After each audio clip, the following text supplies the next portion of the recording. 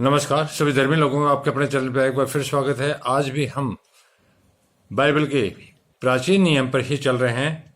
कल मैंने आप लोगों को बताया था कि इजराइल के जो लोग थे उनको मिस्र में बंदी और दास्ता के जीवन के लिए बंदी बना रखा था। उनको छुड़ाने के लिए परमात्मा ने अपनी एक चाल चली और मूसा और हारून को परमेश्वर ने आदेश दिया और फिरौन का मन को कठोर कर दिया। परमात्मा एक साथ दो काम कर रहे हैं। एक तरफ अपनी शक्तियां मूसा और हारून को दे रहे हैं कि तुम फिरौन को बताओ कि मैं क्या चाहता हूं। दूसरी तरफ फिरौन जो कि वहां का राजा है, दुष्ट है, अत्याचारी है, उसके मन को और कठोर कर रहे हैं। इसका मतलब एक ही है कि परमात्मा जब अपना अजाब अर्थात कर्मों का दंड देता है तो पापी को और पाप करने के लिए प्रेरित करता है ताकि उसका पापाचार को खत्म कर दे एक साथ, तब उसको तबाह कर दे। जब परमात्मा को तबाही करनी होती है तो बुद्धि को फेर देता है। इसी तरह से फिरौन की बुद्धि को यहाँ परमात्मा ने फेर दिया और हारून और मूसा को अपनी शक्तियां सामर्थ्य दिया। अब आगे इसी पर हारून की लाठी, फिर यहोवा ने मूसा अर्थात परमात्मा ने मूसा और हारून से इस प्रकार कहा। उसके बाद परमात्मा यहोवा ने मूसा और हारून से इस प्रकार कहा, जब फिरौन तुमसे कहे, इन दोनों भाइयों को परमात्मा ने कहा, जब फिरौन वहां का राजा, मिस्र का राजा तुमसे कहे अपने प्रमाण का कोई चमत्कार दिखाओ, अर्थात तुम्हारे पास जो शक्तियां हैं परमात्मा की उसके उस चमत्कार का कोई प्रमाण दिखाओ, तब तू हारून से कहना अपनी लाठी लेकर फिरौन के सामने डाल दे। तब तू हारून से कहना कि अपनी लाठी लेकर फिरौन के सामने डाल दे और वो अजगर बन जाए।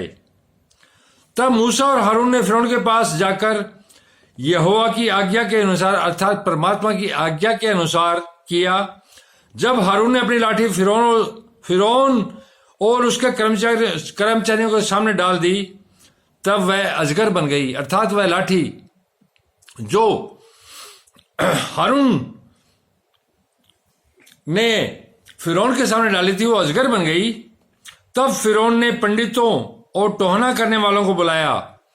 तब फिरौन ने अपने जादू टोना करने वाले और पंडितों को बुलाया और मिस्र के जादूगरों ने आकर अपने तंत्र मंत्र से वैसा ही किया। तो मिस्र के जादूगर जो थे तंत्र मंत्र से भी उन्होंने एक अजगर बना दिया।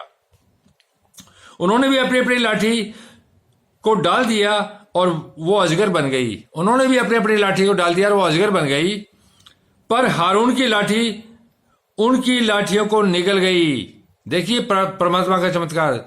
फिर हारून की लाठी उन लाठियों को निगल गई, अर्थात हारून की लाठी का अजगर उन दूसरे अजगरों को निगल गया अर्थात खा गया।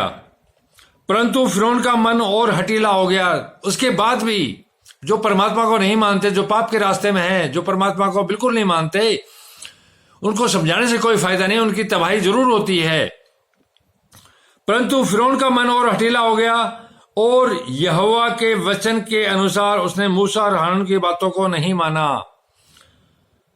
और यहोवा के वचन के अनुसार उसने मूसा और हारून की बातों को नहीं माना। यहां परमात्मा ने हारून के पापों का तांडव को देख के और अत्याचार को देखते जो सालों तक उसने इजरायलियों पर किए, उसके कारण उसके मन को कठोर कर दिया ताकि उसको तबाह कर दे।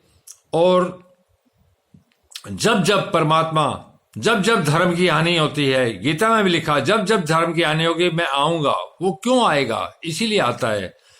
वो किसी न किसी रूप में प्रकट करता है अपने आप को और पापाचार का नाश करता है। चाहे आप कोरोना को ले लो या और कोई ले लो, ये सब परमात्मा के चमत्कार है, कोई बीमारियां नहीं है। जिसका कोई इलाज या मतलब वो करो। साइंस अपनी जगह है, परमात्मा की साइंस अपनी जगह है, परमात्मा अलग है, उससे बड़ा डॉक्टर और कौन हो सकता है। तो आप लगातार इसी तरह से अपने इस चैनल पर बने रहिए। मैं आपके साथ जीवन भर जो एक परमात्मा है और उसका जो एक धर्म है, उसी पर अलग अलग धर्मग्रंथों का जो ज्ञान मुझे प्राप्त हो रहा है, चाहे वो गीता, कुरान, बाइबल, तौरात, इंजिल, बौद्ध धर्म ग्रंथ, जैन धर्म ग्रंथ, गुरु ग्रंथ साहिब इत्यादि जितने भी धर्म शास्त्र हैं, जैसे जैसे परमात्मा की कृपा से मुझे प्राप्त हो रहा है, मैं आप लोगों को तुरंत देता रहूँगा, ताकि संसार में यह ज्ञान फैले और लोगों का जीवन अच्छा हो, सत्कर्मों की ओर बढ़ें और परमात्मा का अनुग्रह, उसका सामर्थ्य सभी लोगों पर आए, कोई दुखी नहीं रहे। धन्यवाद। शुभ रात्रि। कल फिर मिलेंगे।